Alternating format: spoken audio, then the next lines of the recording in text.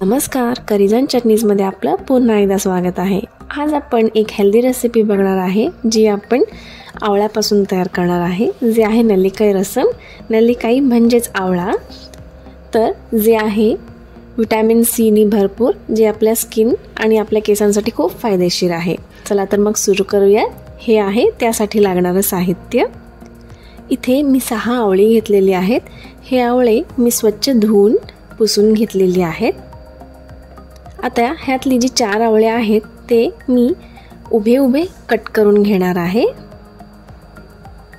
आता तुम्ही बघू शकताय, हे आपल्याला अशा प्रकारे हे कट करून घ्यायचे आहेत। इथे मी सगळे आवळे कट करून घेतलेला आहे आणि ही जी 2 आवळे आहेत त्याला आपण अशा प्रकारे बारीक चिरून घ्यायचं आहे। आता जे आपण मोठे मोठे तुकडे करून घेतले होते आवळ्याचे, ते आपण एका मिक्सरच्या भांड्यात घालून घेऊयात। त्यात 1 चमचा जिरं घालून घेऊयात, 1 चमचा काळी मिरी आणि 7 ते 8 लसणाच्या पाकळ्या घालून घेऊयात। आता ह्यात मी 1 मध्यम आकाराचा टोमॅटो तुकडे करून घेतले होते, ते देखील आपण घालून घेऊयात आणि हे सगळं मिक्सरला आपल्याला छान पेस्ट करून घ्यायचं आहे। आता तुम्ही इथे बघू शकताय, छान पेस्ट तयार झालेली आहे। गरज पडल्यास थोडंसं पाणी घालून आपण वाटून घेऊ शकतो। आता मी एक भांडं घेतलेलं आहे, त्यात आपण आता जे पेस्ट करून घेतलं होतं आवळ्याचं ते घालून घेऊया। आता ह्यातच आपण थोडंसं पाणी घालून घेणार आहोत। सो मी मिक्सरच्या भांड्यातच पाणी घालून हे घेत आहे। आता ह्यात आपण जी बारीक चिरलेली आवळी मगाशी घेतली होती ते घालून घेऊया। थोडीशी कढीपत्ता, 1च मिरची उभी चिरून घातलेली आहे, 1 चमचा रसम पावडर आहे, पाव चमचा हळद आहे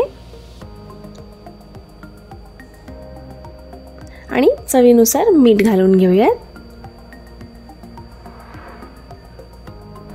आता आपण हे सगळं एकदा छान मिक्स करून घ्यायचं आहे। आता आपण हे जे मिश्रण आता तयार करून घेतलं होतं ते गॅसवर ठेवून घेऊयात आणि आपल्याला हे छान उकळून घ्यायचं आहे। आता इथे मी 2 ग्लास पाणी घालून घेत आहे। पाणी आपण कमी जास्त आपल्याला किती हवंय त्याप्रमाणे घालू शकतो। आता तुम्ही बघू शकता, इथे 5 मिनिटांनंतर छान उकळी फुटलेली आहे। असंच आपल्याला हे रस्सम उकळून घ्यायचं आहे। आता इथे मी थोडंसं वरण शिजवून घेतलं होतं, त्यातलं मी 1 पाव वाटी एवढं वरण घालत आहे। वरणाने थोडंसं दाटसरपणा येतो, पण आपल्याला खूप जास्ती वरण घालायचं नाहीये, कारण हे रस्सम आहे। रस्सम थोडंसं पातळच असतं। आता ह्यात चवीनुसार थोडंसं मी गूळ घालून घेत आहे, कारण आपले आवळे जे आहेत ते थोडेसे आंबट असतात चवीला। सो चव बॅलन्स होण्यासाठी म्हणून आपण गूळ घातलेला आहे। आता इथे पुन्हा आपण हे उकळून घ्यायचं आहे आणि बाजूला ठेवूयात। आता आपण ह्याच्यासाठी एक फोडणी करून घेऊयात। फोडणीसाठी इथे मी एका छोट्या पॅनमध्ये 1 चमचा तूप घातलेला आहे। खास करून ह्याला तुपाचीच फोडणी द्या।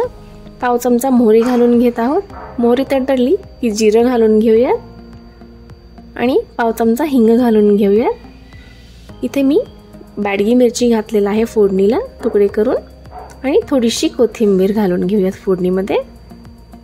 आता एकदा हे छान मिक्स करून घेऊयात आणि ही फोडणी आपण आता जे रसम तयार केलं होतं त्यात ओतून घेऊयात। हे रसम थोडं आंबटच असतं, गोड आपण फक्त चवीसाठी घातलेला आहे। थोडीशी कोथिंबीर घालून घेऊयात